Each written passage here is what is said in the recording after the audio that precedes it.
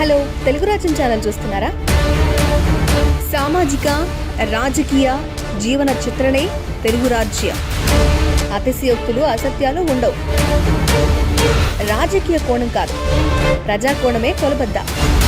తెలుగు రాజ్యం వీక్షణ మీ ఉత్తమ అభిరుచికి నిదర్శనం.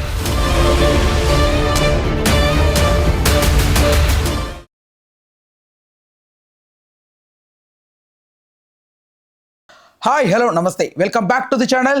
నేను మీ రామ్. మొన్న జనసేన ఆవిర్భావ దినోత్సవం రోజు పవన్ కళ్యాణ్ గారు మాట్లాడుతూ టీడీపీ 40 ఏళ్ల కెరియర్ ఈరోజు నిలబడిందంటే దానికి కారణం నేను అని మాట్లాడడం జరిగింది.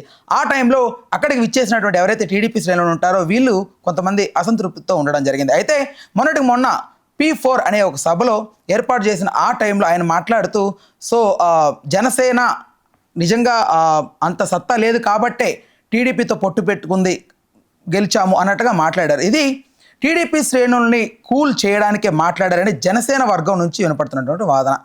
ఈ అంశం గురించి ప్రధానంగా మనతో చర్చించిన KS ప్రసాద్ గారు, ఆయనతో మాట్లాడే మరిన్ని వివరాల గురించి తెలుసుకుందాం. సార్ నమస్తే. నమస్తే అండి. అదే సార్, పవన్ కళ్యాణ్ గారు ఆ టైంలో అలా మాట్లాడడం జరిగింది.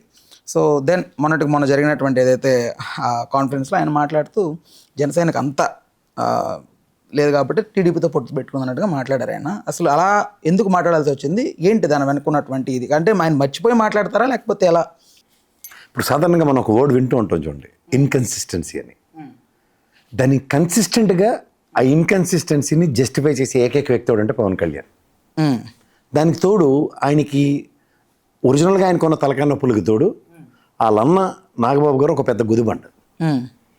ఆయన మాట్లాడి ప్రతి మాటకి కాన్సిక్వెన్సెస్కి repercussions it add to the party and ఆయన ఎత్తుకొస్తుంది అన్నది ప్రాథమిక అవగాహన లోపం. ఇప్పుడు గోరుతో పోయేది గొడ్డల దాకా వచ్చింది. ఇప్పుడు మనకి ఇంట్లో ఒక పెద్ద మనిషి ఉంటారు, నాన్నగారో లేకపోతే మనకి పెద్ద తాతగారో ఎవరో ఉన్నప్పుడు మన ఫ్యామిలీ ఒక కట్టుబాటుకుంటుంది. ఆ పెద్ద ఆయన ఏమైనా మాడారనుకోండి, అది తప్పైనా రైట్ అయినా మనం దానికి బద్దులు వేయి అన్నట్టు ఉంటాం. కాంట్రడిక్షన్ ఎక్కడ వస్తుందంటే, ఇప్పుడు పవన్ కళ్యాణ్ గారు ఆల్రెడీ కృతజ్ఞత వర్మ గారికి ఏ విధంగా చెప్పారో మనందరికీ తెలుసు. అది మీరు లేకపోతే చాలా కష్టం సార్, మేము గెలవపోయాం. దీనికి నేను ఎన్నోసార్లు నెరేషన్ కూడా ఇచ్చాను. ఇప్పుడు మీకు ఉదాహరణకి గాజువాకలో నిలబడ్డాడు. గాజువాకలో పవన్ కళ్యాణ్ నిలబడినప్పుడు అక్కడ మీకు గమనిస్తే మన ఈయన పేరేంటి చింతలపూడి గారు అక్కడ ఆల్రెడీ ఎస్టాబ్లిష్ అయ్యి 1 లక్ష సభ్యత్వాలు చేసాడు. అక్కడ సామాజిక వర్గాలకు అతీతంగా అన్నిటికీ అతను కాన్స్టెంట్గా ఒక లీడర్ ఫ్రమ్ ఇయర్స్ టుగెదర్. అక్కడ ఆ వ్యక్తి ఎప్పుడైతే ఎస్టాబ్లిష్ అయ్యాడో ఇతను కరెక్ట్గా పారాచూట్ వేసుకుని గెంతాడు అక్కడికి. నెక్స్ట్ ఇక్కడ భీమవరం కూడా అంతే. అంటే అది వ్యూహమేనా సార్? అది వ్యూహం కాదు. వ్యూహం ఉన్నోడు ఎప్పుడైనా సరే రాజకీయాల్లో అతిరథ మహారథులు ఉంటారు. అంటే ఉదాహరణకి జగన్మోహన్ రెడ్డి గారికి పులివెందుల హోమ్ గ్రౌండ్, అలాగే కుప్పం చంద్రబాబు నాయుడు గారికి హోమ్ గ్రౌండ్. ఇట్లా వాళ్ళు కన్సిస్టెంట్గా they play their game on their own territory. ఇక్కడ ఈ పవన్ కళ్యాణ్ ఏంటంటే is a guy with inconsistency. ఒక నియోజకవర్గం లేదు, ఇది నేను పుట్టినూరు అని గర్వంగా చెప్పుకోలేడైనా. ఈ పుట్టినూరికి నేను ఏదో చేస్తానన్న రుణం తీర్చుకునే కార్యక్రమం కొనిదల నుంచి కూడా లేదు. ఎందుకు అంటే ఆఖరికి ఒక ఇల్లు లైబ్రరీకి ఇవ్వండి అన్న దగ్గర కూడా వాళ్ళు ఇల్లు అమ్మేశారు. ఏకంగా ఇల్లు అమ్మేసి అన్నదమ్ములు అక్క చెల్లెలు అందరూ వాటాలు వేసుకుని పోయారు. ఇప్పుడు ఎప్పుడైనా సరే మన ఊర్లో మన ఇల్లు కాపాడుకోవడానికి మనం ఎంత తాపత్రయం పడతాం. దీనికి అన్నీ వ్యతిరేకంగా జరిగిన పరిణామాల్లో ఆయనకు ఒక నియోజకవర్గం లేదు.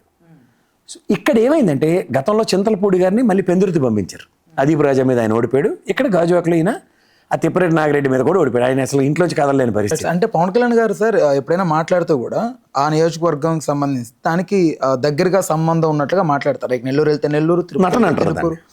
నటన ఏ ఎంటక గొడుగు పడ్డం ఉంటుంది కదా. ఇప్పుడు ఇక్కడ మీకు పటాపురంకి వచ్చేసరికి ఏమైందంటే అక్కడ కన్సిస్టెంట్గా ఉన్న లీడర్ ఎవరు? చింతలపూడి గారు. చింతలపూడి గారిని ఎప్పుడైతే పెందుర్తి పంపించారో అక్కడ ఈయన సొంతంగా ఏదో చేద్దాం అనుకుందారా ఒక బోర్లో పడ్డాడు. ఆయన గెలవలేపాడు. బట్ ఇక్కడ తెలుగుదేశం కూటమి అనుభవం 40 సంవత్సరాల అనుభవం అన్నది మీరు గమనించుకోగలిగితే వర్మ గారికి టికెట్ ఇవ్వకుండా స్థానికతను ఆయన త్రూ జస్టిఫై చేస్తూ మన పార్టీ ఈసారి తీసుకున్న స్టాండ్కి మనం పవన్ కళ్యాణ్ గారిని గెలిపించుకోవాలని ఇలా గెలిపించారు. ఎందుకంటే ఆయన 10 సంవత్సరాల ప్రస్థానంలో 2014లో పార్టీ పెట్టింది నుంచి గెలుపు అన్నదే చూడలేదు. This is the original strategy of Telugu Desam and స్థానికంగా ఉన్న నాయకుడి యొక్క కమిట్మెంట్.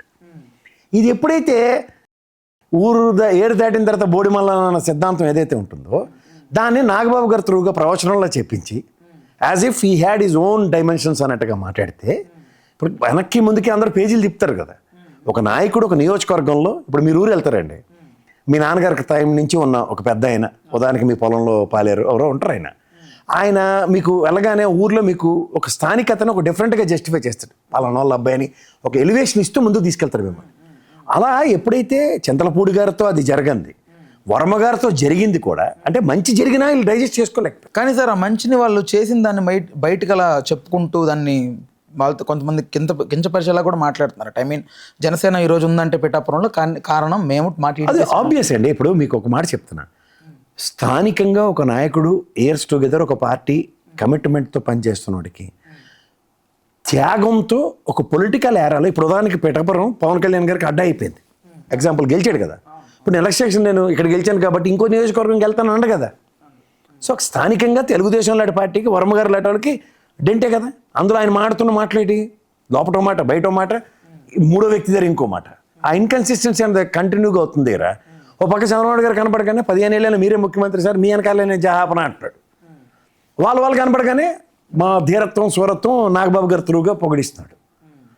ఒరిజినల్గా ఇవన్నీ ఎక్కడ వస్తున్నాయి? Effective management in local.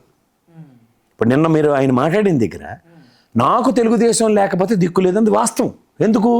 2014లో నిలబడినప్పుడు నేను ఈ కూటమికి సపోర్ట్ చేస్తాను, ఏది బీజేపీ తెలుగుదేశం అన్నప్పుడు 2% ఓటు బ్యాంక్ని ప్రభావితం చేయగలిగాడు. తర్వాత జరిగిన 2019 ఎలక్షన్లో ఆయన ఇండిపెండెంట్గా నిలబడి యువతలు తెలుగుదేశం ఆ రోజు దాకా ఉన్న గవర్నమెంట్లో ఉన్న యాంటీ ఇన్కంబెన్సీ నెక్స్ట్ ప్రభుత్వం తెలుగుదేశం పరంగా ఉన్న ఓటుని వ్యతిరేకిస్తున్న వాళ్ళు ఇవన్నీ కలిపి కూడగట్టుకుని ఇదేదో సాధిద్దాం అనుకుని నిలబడితే మొత్తానికి మొదటికే మోసం వచ్చింది. మీరు గమనించారా? అప్పుడు ఓటు పర్సెంట్ ఎంత అంటే 5 నుంచి 6% మధ్య. అవును. ఇది నెక్స్ట్ 24 ఎలక్షన్లో ఇంక నేను దిగజారిపోయాను, నా వల్ల కావట్లేదు, ఇంక నేను మీరు లేకపోతే దిక్కులేదని చంద్రబాబు గారి సన్నిధికి ఎప్పుడైతే చేరారో అప్పుడు ఆయనకు వచ్చిన ఓటు బ్యాంక్ కూడా చూస్తే 6.77%. అప్పటికి తక్కువే. అంటే దట్స్ వాట్ ఐమ్ సేయింగ్. ఒక party from years together legacy ఉన్న దగ్గర ఎస్టాబ్లిష్మెంట్ జరగనప్పుడు, క్షేత్రస్థాయిలో పార్టీ నిర్మాణం జరగనప్పుడు ఖచ్చితంగా అది దాని పర్యవసనాలలో ఉంటాయి, ఇలాగే ఉంటాయి. ఇప్పుడు జనసైనికుల మధ్య మరియు టీడీపీ వాళ్ళ మధ్య కూడా కొంచెం ఆ గ్యాప్ అనేది వస్తుంది ఉంటుందండి. ఇప్పుడు తిరువూరు నియోజకవర్గం ఉంది, కొలిగిపూడి గారు మీద ఆయన తిరుగుబాటు బావుట ఎగరేసి ఆత్మహత్య సదృశ్యం దాకా వీడియో చేస్తే షోకాజ్ నోటీస్ ఇచ్చారు. మీరు ఇదే పిఠాపురంలో వర్మ గారు ఏకంగా పవన్ కళ్యాణ్ ఒక నియోజకవర్గ ఎమ్మెల్యే అయినప్పుడు వర్మ గారు ఎగ్నెస్ట్ పవన్ కళ్యాణ్ మీద కంప్లైంట్ కలెక్టర్ గారికి ఇచ్చాడు. ఇప్పుడు తెలుగుదేశంతో ఈయన సస్పెండ్ చేయించగలరా? షోకాజ్ నోటీస్ ఇప్పించగలరా? తిరువూరులో అయితే జనసైనికులు షోకాజ్ నోటీస్ తీసుకున్నాడు ఆ కుర్రాడు. ఇక్కడ వర్మ గారికి షోకాజ్ నోటీస్ ఇవ్వగలుగుతుందా తెలుగుదేశం? ఇది గమనించండి. రెండోది అంటే నేను అంటుంది ఏంటంటే వీళ్ళ యొక్క స్థాయి పెంచుకోవడం పోయి తగ్గిపోతున్న దగ్గర ఆల్రెడీ లోకల్ ఫ్రిక్షన్ ఉంది. ఇప్పుడు లోకల్ బాడీస్లో కానీ లేదంటే వాళ్ళకి ఇప్పుడు నామినేటెడ్ పదవులు వీటిలో 70-30% ఇవన్నీ అగ్రిమెంట్లు ఉన్నాయి అనుకుందాం.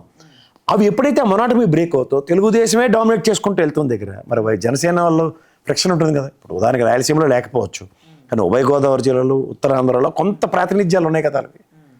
స్థానికంగా there expectations will be more కదా. ఇది జరగనప్పుడు ఆ ఫ్రిక్షన్ ఏంటన్నది ప్రశ్న. ఇప్పుడు మీకు ఉదాహరణకి 20 కోట్లు శాంక్షన్ చేశారు, అదేదో చెరువుకి ఇట్లకిను. అది సీఎం రిలీఫ్ ఫండ్ అంటే తెలుగుదేశం వర్మ గారి చేతుల మీదుగా జరుగుతుందా పవన్ కళ్యాణ్ గారి చేతుల మీదుగా జరుగుతాయి? పవన్ కళ్యాణ్ గారి జరగట్లే. స్థానికంగా ఉదాహరణకి పిఠాపురం ఎగ్జాంపుల్ చెప్తున్నారు కాబట్టి పిఠాపురం అని జనసేన అన్న దగ్గర వేరెవరో తెలుగుదేశం జరుగుతుంది దగ్గర. ఇప్పుడు ఉదాహరణకి మనకి బాలినేని జనసైనికుల్ని జాయిన్ చేసుకున్నాడు కార్పొరేటర్ని, దామచర్ల గారు వైఎస్ఆర్సీపీ కార్పొరేటర్లు జాయిన్ చేసుకున్నాడు. వీళ్ళిద్దరూ తీసుకెళ్తే తెలుగుదేశం పరంగా దామచర్ల గారు జాయిన్ చేసుకున్న కార్పొరేటర్లకి 15 నుంచి 20 లక్షల రూపాయలు ఇచ్చారు నియోజకవర్గ అభివృద్ధికి. వీళ్ళకి వచ్చినట్టు లేదు. మన ఫ్రిక్షన్స్ అడ్రస్ అవుతాయి కదా. ఇవన్నీ జనసేన అధినేతగా పవన్ కళ్యాణ్ గారు కడుపులో పెట్టుకునో లేకపోతే నెత్తికి పెట్టుకునో బాధ్యత పడవలసిన దగ్గర నేను చంద్రబాబు గారు బాయ్ బాయ్ అంటాడు, లోకేష్ గారు మా తమ్ముడు అంటాడు. ఇవన్నిట్లోంచి జన సైనికులు ఆ ఫ్రిక్షన్కి గురవుతున్నారు. ఇది ఎలా లీడ్ అవుతుంది అన్న దగ్గర ఉదాహరణకి ఆయన సామర్థ్యం చూపించాం అన్న దగ్గర టక్ తెలుగుదేశం శ్రేణుల నుంచి ఒక నెగిటివిటీ రాగానే మళ్ళీ సరెండరింగ్ పాలిటిక్స్ చేస్తాడు ఆయన. ఏది నిన్న P4 సభలో జహాపన రాజకీయాలకి మళ్ళీ తెరలేపాడు. సో ఈ ఫ్రిక్షన్ అంబిగ్యూటీని ఎవరు అడ్రస్ చేయాలా? ఆయనే అడ్రస్ చేయాలా. ఇప్పుడు మేము సొంత సామర్థ్యంతో నిలబడ్డాం, ఈసారి కష్టమో నిష్ఠూరం, మీరు ఇచ్చిన దానికి 21 తీసుకుని గెలిచాం కదా, నాకు ఇచ్చిన దాంట్లోనే కదా బీజేపీకి ఇచ్చాను, మీరు మళ్ళీ 13 మందిని మాకు ఇచ్చిన నేను వాళ్ళని కూడా నేను గెలిపించుకున్నాను కదా, ఇవన్నీ ఆయన మాడి ఒక సమన్వయం పరచాలి. సార్ బట్ ఆ టైంలో చంద్రబాబు నాయుడు గారు అరెస్ట్ అయ్యి జైల్లో ఉన్న టైంలో పవన్ కళ్యాణ్ గారు మాట్లాడుతూ ఈ రోజు మేము పొత్తుకు డిసైడ్ అయ్యాం, ఈ రోజు మేము పొత్తుకు వెళ్ళబోతున్నాం అని చెప్పినప్పుడు అంటే టీడీపీకి పవన్ కళ్యాణ్ గారు రావడం వల్లే బలం కూడింది అన్నట్టుగా ఒక ఆరా క్రియేట్ అయింది. ఆ క్షణాన టీడీపీ చచ్చిపోయింది అనుకున్న టైంలో ఆయన అలా పొత్తు పెట్టుకోవడం బతికిచ్చాడు అనేది వచ్చింది. నేను అంటుంది అదే సార్. ఇప్పుడు మీకు ఒకటి గుర్తుంచుకోండి, ఒక నిస్సహాయ స్థితి తెలుసో తెలియకో 2 పార్టీలకు ఉంది. మీకు అర్థమైందా? కేంద్ర ప్రభుత్వం బీజేపీ మన్ననలు లేకపోతే ఇప్పుడు సుజనా చౌదరి, సీఎం రమేష్, ఈ మోహన్ రావు గారు, గరికపాటి మోహన్ రావు గారు, వీళ్ళందరూ మాడిన మాటలు మీరు గతంలో మర్చిపోకూడదు. వాళ్ళు చెప్పిన మాటలు ఏంటి? మేము బీజేపీతో చెడగొట్టుకున్నాం కాబట్టి మేము ఓడిపోయాం అంటే ఇక్కడ ఏంటి? బీజేపీతో ఎవరైతే పొత్తు పెట్టుకుంటారో, ఎవరైతే జహాపన రాజకీయాలు చేస్తారో వాళ్ళు గెలుస్తారో అన్నది నానుడి. ఇప్పుడు మీకు ఉదాహరణకి వైఎస్ఆర్సీపీని కూడా బీజేపీ అడిగింది, మీరు మా దాంట్లో ఎలా అయిపోండి, కూటమికి వచ్చేస్తే మేము మినిస్టర్లు ఇస్తాం, మీరు బాయ్ బాయ్ అన్నారు. వైఎస్ఆర్సీపీ దే డినైడ్, నో మేము బయట నుంచే సపోర్ట్ ఇస్తాం, we don't want align with INDIA, we don't want align with NDA, all stand అది. కానీ ఇక్కడ మీకు ఎప్పటి నుంచో చెప్తున్నారు, మీరు ధైర్యం అన్నారు చూడండి పవన్ కళ్యాణ్ గారు, చెప్పు తీసుకు కొడతాను, ఒక అగ్రెసివ్ నోట్లో నడుస్తున్న రాజకీయానికి పవన్ కళ్యాణ్ నాట్యం పరిగెళ్ళారు రోజు. అప్పటిదాకా తెలుగుదేశం స్తబ్దంగానే ఉంది, అసలు వాళ్ళకి అసలు ఉనికికే ప్రమాదం అన్న సిచ్యువేషన్ నుంచి ఒరిజినల్గా వాళ్ళకి ఉంది, ఓటు బ్యాంక్ ఉంది, ప్రభుత్వ వ్యతిరేకతను ఓడిచిపట్టుకోగలరు. కానీ కార్యాచరణలో ఇప్పుడు 2 సంవత్సరాలు కరోనా తర్వాత క్షేత్రస్థాయిలో లోకేష్ గారి పాదయాత్ర ఇవన్నీ లీడ్ అయ్యేదాకా ఎక్కడికక్కడ శ్రేణులు శబ్దంగానే ఉన్నాయి.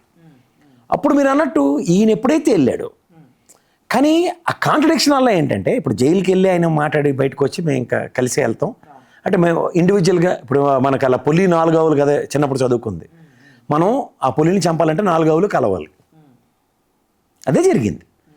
అక్కడి నుంచి అది పునాది అనుకోండి. కానీ దాని ముందున్న అగ్రెషన్ ఫ్రిక్షన్ ఎవరు అడ్రస్ చేయాలి? అది అవకాశవాద రాజకీయమే కదా. ఇప్పుడు ఉదాహరణకి పవన్ కళ్యాణ్ గారు అప్పటిదాకా ఏంది వాళ్ళ దయాధర్మ భిక్షలతో మేము బతకాలా, ఆఖరికి తెలుగుదేశం వాళ్ళు నన్ను ఏ విధంగా పర్సనల్గా హ్యూమిలియేట్ చేస్తున్నారు, ఇవన్నీ ఆయనే సభాముఖంగా మాడారు. ఒక ప్రస్థానంలో నేను కుమారస్వామిలాగే రాజకీయాలు చేయాలా అంటే ఉదాహరణ కుమారస్వామి మైసూర్ ప్రావిన్స్లోనే చేస్తాడు, ఆయన 20-30 స్థానాలకి బెట్టింగ్ ఉంటుంది, గెలుస్తాడు. తర్వాత ఈ అవతల బీజేపీ వాళ్ళు కాంగ్రెస్ ఎవడో దయాధర్మ భిక్షలతో ఆయన ముఖ్యమంత్రి అయిపోతుంటాడు. అది ఎప్పుడు అంబిగ్యూటీ ఉన్న గవర్నమెంట్ ఫామ్ అయితే, ఇప్పుడు కన్సాలిడేట్గా తెలుగుదేశానికే 134 సీట్స్ అబ్సల్యూట్ మెజారిటీ వచ్చినప్పుడు వీళ్ళ వల్ల వాళ్ళ వల్ల వీళ్ళ ప్రయోజనం అనేది మనమే ఆలోచించుకోవాలి. అదే సార్, ఇప్పుడు 2014 ఎలక్షన్ తర్వాత వాళ్ళు బాగా తిట్టుకున్నట్టే తెలుస్తోంది. ఐ మీన్ టీడీపీ వర్సెస్ తిట్టుకున్నారు సార్. అప్పుడు వైఎస్ ఇప్పుడు మళ్ళీ అనమాట జనసేన పార్టీకి ఆ రోజు నిజంగా క్షేత్రస్థాయిలో క్యాడరు లేదా నాయకులు ఒక పార్టీ ఎదుగుదల ఎప్పుడైనా చూసారా మీరు? ఈవెన్ 2019లో కూడా వాళ్ళు పూర్తిగా నిర్మాణం లేకుండా బీఎస్పీ కమ్యూనిస్టులు వీళ్ళందరితో పొత్తులే కదా, వాళ్ళు కూడా దగ్గర 134 139 స్థానాలకు కంటెస్ట్ చేశారు అవుట్ ఆఫ్ 175. 2019లో ఇండిపెండెంట్గా నిలబడినా సరే. సో ఉదాహరణకి రాయలసీమ ఇలా టెరిటరీలో వాళ్ళకి అసలు ప్రస్థానమే లేదు. అదే సార్, అంటే ఆ అరెస్ట్ టైంలో పవన్ కళ్యాణ్ గారు వెళ్ళి జాయిన్ అంటే ఐ మీన్ వాళ్ళతో కలిసికట్టుగా పోటీ చేస్తూ ఉన్నారు కదా. బట్ ఇంకొకటి ఏంటంటే వినపడింది 2019 ఆయన గెలిచిన తర్వాత జగన్మోహన్ రెడ్డి గారు వీళ్ళు వెంటనే అత్యవసరంగా ఒక సీక్రెట్ మీటింగ్ పెట్టుకొని ఇక నుంచి మనం అండర్ గ్రౌండ్ లెవెల్లో మనం కలిసి వెళ్తాం, బయటికి మాత్రం వేరుగా ఉంటాం, సమయం వచ్చినప్పుడు కలుస్తామని వాళ్ళు అలా డిసైడ్ చేసుకొని ముందుకు సాగారనేది ఒకటి వినపడింది సార్. చెప్తుంది అదే. ఇప్పుడు మీకు ఒరిజినల్గా మీకు వెన్నుముక ఉందనుకోండి, మీ పోరాటం వేరేగా ఉంటుంది. వేరే అంపసై మీద ఉంటే ఇంకే యుద్ధం చేస్తారు. అట్లా the original capability of respective parties, Janasena party అయినా లేదా తెలుగుదేశం పార్టీ అయినా వైఎస్ఆర్సీపీని ఎదిరించాలంటే మేము విడివిడిగా వెళ్ళినా లేదంటే మాకున్న ఓటు బ్యాంక్ని ఒకరితో వాళ్ళు ట్రాన్స్ఫర్ చేసుకునే అంత నేపథ్యం ఉంటే ఉదాహరణకి కాపు కమ్యూనిటీ అండ్ సహోదరి కమ్యూనిటీ అనేది అలైన్ అవ్వడం రేరెస్ట్ ఫినామినా. బట్ ఈసారి అలైన్ అవ్వడం అన్నది ఓ మెరాకిల్. ఆ మెరాకిల్ అవుట్కమ్కి పైనుంచి చంద్రబాబు గారు కింద నుంచి పవన్ కళ్యాణ్ గారు ఇద్దరు 10 మెట్లు దిగి చూపించారు. బట్ ఆఫ్టర్ ఎలక్షన్స్ అన్నది రిజల్ట్స్ తర్వాత ఇప్పుడు జరుగుతున్న పరిణామాలు అయితే మళ్ళీ కాన్సిక్వెన్సెస్ ఒకదానికొకటి తెలియకుండానే లీడ్ అవుతూనే ఉన్నాయి. రైట్, మీరు చెప్పినట్లుగా ఈ 2 కమ్యూనిటీలు ఇలా జాయిన్ అయ్యారన్నారు కదా. ఇద్దరు వ్యక్తులు కలవడం అనేది ఒక లెక్క అయితే కొన్ని కోట్ల మంది అప్పుడు వరకు డి అంటే డి అన్నట్లుగా ఉన్న వాళ్ళందరూ కలిసి చేతులు కలపడం అనేది పెద్ద విషయం కదా. అది జరిగిందంటారా? జరగబట్టే కదా వాళ్ళకి 164 11 వచ్చాయి. ఇప్పుడు మీకు ఒకటి గుర్తుంచుకోండి సార్, ఇప్పుడు జగన్మోహన్ రెడ్డి గారు 24/7 టార్గెట్ కూడా పవన్ కళ్యాణ్ గారిని ఇండిపెండెంట్గా నిలబడదామనే. ఇప్పుడు ఇండిపెండెంట్గా పవన్ కళ్యాణ్ గారు కనుక పౌరుషానికి గురై ఆ భావావేశానికి గురై తెరి నేనే తేల్చుకుంటాను ఈ సంగతి అన్నట్టుగా వెళ్ళారు అనుకోండి, ఆయన పని సులువు అయ్యింది. మీకు అర్థమైందా? సో ఎప్పుడైతే వీళ్ళు కలిసి ఉన్నారో అప్పుడు ఏమైందంటే ఆయన దగ్గర సెకండ్ స్టెంట్ లేదు, సెకండ్ ఆల్టర్నేటివ్ అన్నది ఉండాలి కదా. ఇప్పుడు ఎగ్జామ్లో మనం 20 క్వశ్చన్లు చదువుకెళ్తాం, ఎగ్జాంపుల్ 20 రానప్పుడు మనకేంటి పరిస్థితి? తెల్లమహేష్ని కూర్చోకూడదు 3 గంటలు, ఏదో చేయాలి కదా, కనీసం పాస్ అవ్వడానికి ప్రయత్నిస్తాం. ఒక 20 క్వశ్చన్లు చదివిన వస్తే ఫస్ట్ క్లాస్లో మెరిటోరియస్ స్టూడెంట్ అనిపించుకునే దగ్గర 35 మార్కులు ఎలా వస్తాయన్న పోరాటం మనం మొదలెడతాం కదా. ఆ పోరాటం ఎప్పుడైతే ఉండదో అప్పుడు జరిగిన పరిణామాలు ఇలాగే ఉంటాయి. వీళ్ళు ఒరిజినల్గానే మాతో కాదు అని కాడేదలేసిన వాళ్ళు మళ్ళీ ఒకళ్ళ మనోభావాలు ఒకళ్ళు చంపుకొని ఒకళ్ళ కోసం ఒకళ్ళు త్యాగాలు చేస్తేనే, అంటే అదే కూటమి కడితేనే అన్న దగ్గర ధర్మ పోరాటాలు దీక్షలు చేసి మా ఆత్మాభిమానాన్ని పణంగా పెట్టి బీజేపీతో పొత్తుకెళ్తామని తెలుగుదేశం 10 మెట్లు దిగితేనే కానీ వాళ్ళ పని అవ్వలే. ఓకే ప్రసాద్ గారు, ఓవరాల్గా ఈ అంశం గురించి ఒక మాటలో చెప్పాలంటే ఏం చెప్తారు? అంటే సరెండరింగ్ పాలిటిక్స్ చేయడానికే పవన్ కళ్యాణ్ గారు పార్టీ పెట్టారని ప్రతి నిమిషం ఒక క్వశ్చన్ మార్క్ అనేది మిగులుతుంది. ఇప్పుడు ఈ పడడానికి ఆయన ఎంత ఉంటే తెలుగుదేశంతోనే నాకు అన్నది ఉన్నప్పుడు ఆయన ఒక వ్యక్తిగా తెలుగుదేశంలోనే జాయిన్ అవ్వచ్చు కదా. వాళ్ళ కేంద్ర క్యాబినెట్లోనో లేకపోతే రాష్ట్ర క్యాబినెట్లోనో ఇదే ఆపడదే ఉంటుంది కదా ఆయనకి. ఇప్పుడు ఆయన ఆ టైంలో ప్రదర్శించిన భావావేశం 2014లో కాంగ్రెస్కి వ్యతిరేకంగా పార్టీ పెట్టాను, నాకు సమైక్య రాష్ట్రం విడిపోవడం నచ్చలేదు, ఇవన్నీ చెప్పే కదా ఆయన పార్టీ స్టార్ట్ అయింది. Over period of time is rallied with BJP, Telugu Desam అలా ర్యాలీ అవుతూ ఇండైరెక్ట్గా డైరెక్ట్ ఫ్రిక్షన్స్ ఓవరాల్గా ఇటు తిప్పి అడి తిప్పి కరెక్ట్గా టైంకి వచ్చి ఇలా పైకి లేపి ఎలివేషన్ ఇచ్చారు కల్లా. ఆ ఎలివేషన్లో ఓ పక్క తెలుగుదేశం చేయి, ఇంకో పక్క బీజేపీ చేయలేదు, నేను ముందుకెళ్ళాలని నిస్సాయ స్థితిని ప్రదర్శిస్తే ఏమని దాని గురించి ఎలవేట్ చేయాలి? ఓకే ప్రసాద్ గారు, థ్యాంక్ యూ సో మచ్.